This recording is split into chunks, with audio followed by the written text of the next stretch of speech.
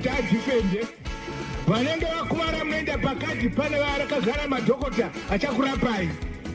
Zvose zvozoda kuzitevera madhokota iwawo akanga ari munyaya dzacho dzemhirishonga tiri kuvatevera. Magweta iwawo akanga achiti mhirishonga ngaende mberi tigokudhifendai tiri kuvatevera.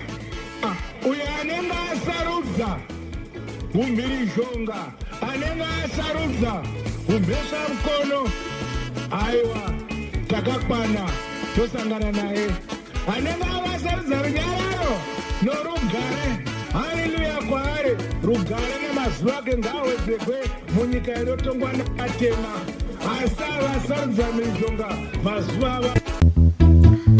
This song was produced by Brian Mafua. Feature is